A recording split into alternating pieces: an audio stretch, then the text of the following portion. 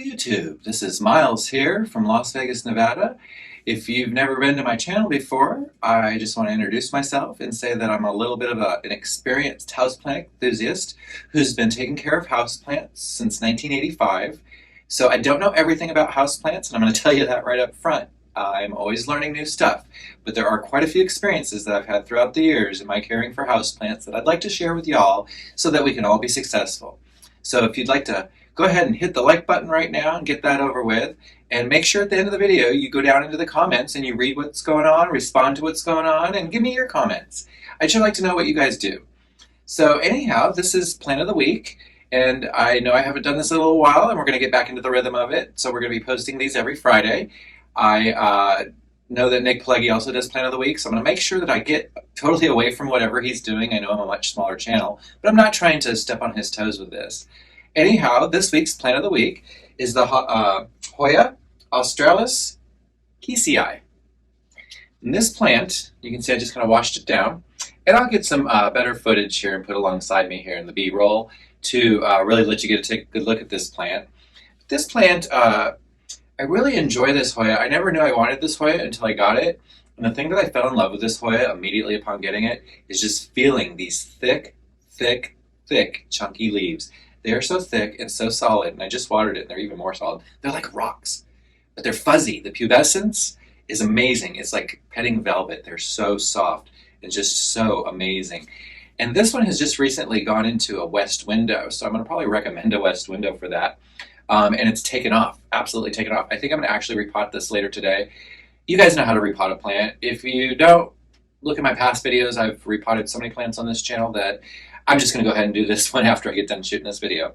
Anyhow, this plant is absolutely something that I actually pet every day. I just adore the feel of this guy. So when it comes to the care of the Keysii, it's like most of your other Hoyas. It's pretty simple, pretty basic. What you want to do is let it completely dry out. In between watering, make sure you put it in an extremely well-draining mix. I have this one actually in an aeroid mix mixed with orchid bark.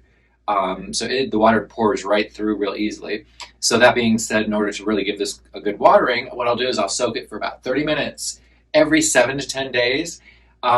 These leaves, especially these original leaves, really show wrinkling when it needs water. And I kind of let it do that because Hoya are a little more forgiving with underwatering than with overwatering.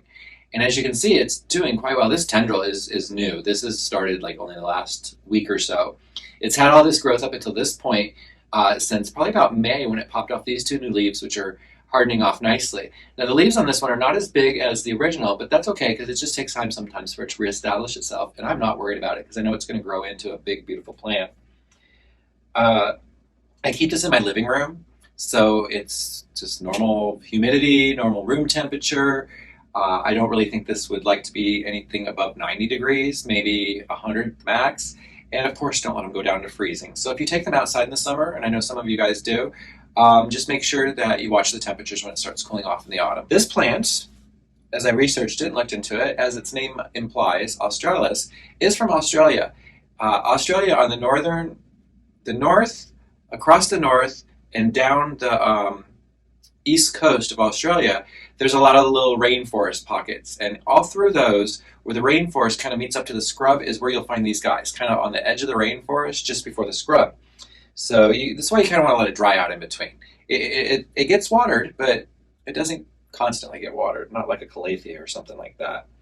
I do keep it in a plastic pot so that it will retain its moisture, and you can see that it's right here. It's in a little plastic nursery pot, which, like I said, I am going to up-pot this later today. I'll probably take it up about a ½ inch, only because it's doing this amazing growth and I really want to make sure that it's getting fed well.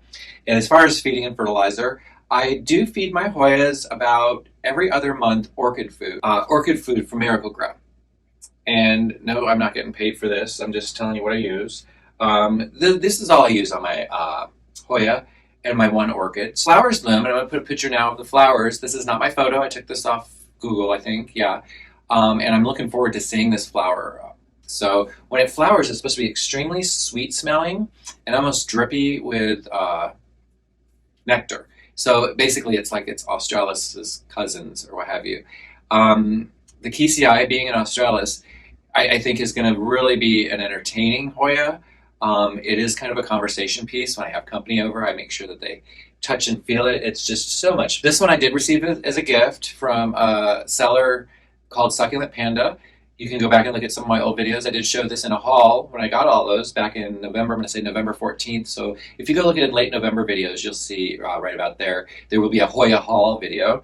And I do appreciate that. Like I said, once it's rooted, it's a fast grower. Let me know in the comments below. What do you guys think of this Hoya?